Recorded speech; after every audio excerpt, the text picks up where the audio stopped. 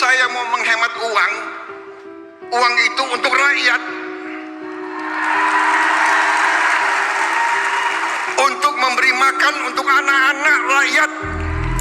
Guys, kalian tahu nggak, pemerintahan Pak Prabowo sedang gencar melakukan efisiensi di berbagai kementerian dan lembaga negara. Apakah hal tersebut berdampak buruk bagi pelayanan masyarakat nantinya? Simak terus penjelasan mengenai dampak efisiensi anggaran di video ini. Akhir-akhir ini Pak Prabowo menginstruksikan penghematan anggaran di berbagai kementerian dan lembaga.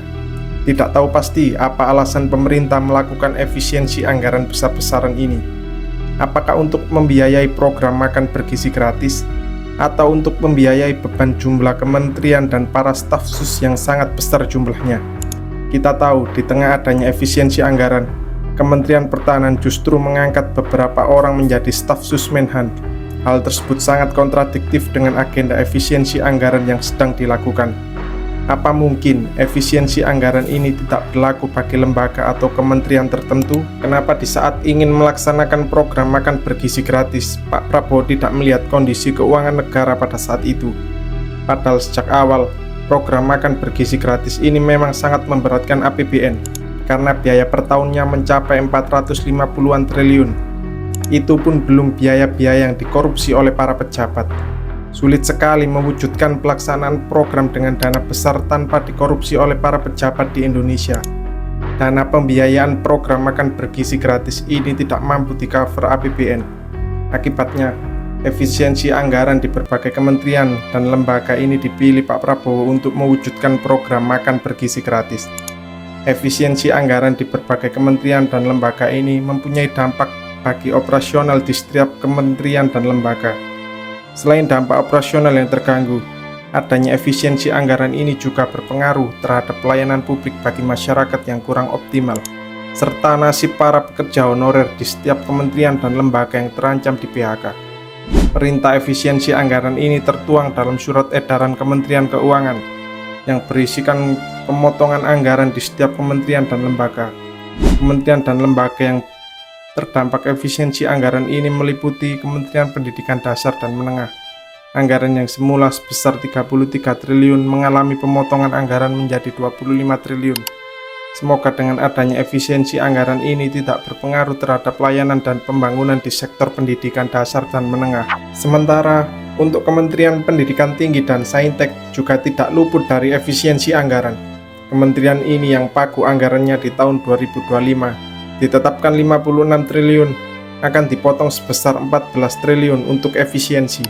Dengan adanya efisiensi anggaran di Kementerian Pendidikan Tinggi, apakah akan berpengaruh terhadap kenaikan biaya UKT di berbagai kampus?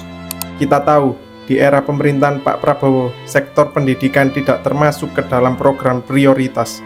Sektor pendidikan hanya menjadi program pendukung di era pemerintahan Pak Prabowo. Belum tahu pasti apa alasan pemerintahan Pak Prabowo tidak memprioritaskan sektor pendidikan dalam masa kepemimpinannya. Padahal, sektor pendidikan merupakan pondasi penting bagi suatu negara untuk membangun kualitas SDM-nya. Karena kemajuan peradaban sebuah negara berkaitan erat dengan kualitas SDM yang dihasilkan. Selain di sektor pendidikan, efisiensi anggaran juga berlaku bagi sektor kesehatan. Kementerian Kesehatan juga mengalami efisiensi anggaran sebesar 19 triliun dari total anggaran awal yang direncanakan sebesar 160-an triliun. Adanya efisiensi di sektor kesehatan ini membuat masyarakat khawatir terhadap kualitas pelayanan publik yang akan diberikan. Kita semua tahu, sebelum adanya pemangkasan anggaran di sektor kesehatan, banyak sekali masyarakat tidak mampu yang mendapat pelayanan buruk dari rumah sakit ketika mereka datang untuk berobat. Akankah kualitas kesehatan dan pendidikan ini dikorbankan demi mewujudkan kebijakan populis dari Pak Prabowo, yakni memberi makan bergizi gratis bagi anak-anak? Agak lucu memang ketika sebuah kebijakan yang distempel dengan kata-kata gratis justru harus memangkas anggaran di sektor yang lain. Ini baru dua sektor vital, yakni pendidikan dan kesehatan. Bagaimana dengan sektor infrastruktur? Sektor yang menjadi pondasi pembangunan ekonomi ini juga mengalami pemangkasan anggaran sebesar 81 triliun dari anggaran semula yakni 110 triliun. Dengan pemangkasan sebesar itu, pembangunan sektor infrastruktur akan terganggu. Terlebih lagi, masih banyaknya sarana dan prasarana di berbagai daerah yang mengalami kerusakan atau sama sekali belum tersentuh pembangunan. Para pengamat dan pakar ekonomi khawatir dengan pemangkasan anggaran di berbagai kementerian justru akan mempengaruhi pertumbuhan ekonomi negara, karena penopang pertumbuhan ekonomi dari sisi konsumsi pemerintah justru akan mengalami penurunan yang sangat-sangat signifikan. Selain menyoroti soal pemangkasan anggaran di berbagai kementerian dan lembaga, para pengamat ini juga berpendapat bahwa memberi makan bergizi bagi anak bukan solusi real untuk meningkatkan ekonomi maupun menyelesaikan masalah kesejahteraan di Indonesia. Makan bergizi gratis ini hanya menjadi ajang populis bagi Pak Prabowo untuk meraih suara rakyat, sama halnya dengan Pak Jokowi yang gencar bagi-bagi bansos menjelang pemilihan Capres dan Cawapres di tahun 2024 untuk memenangkan suara dukungan ke Prabowo Gibran.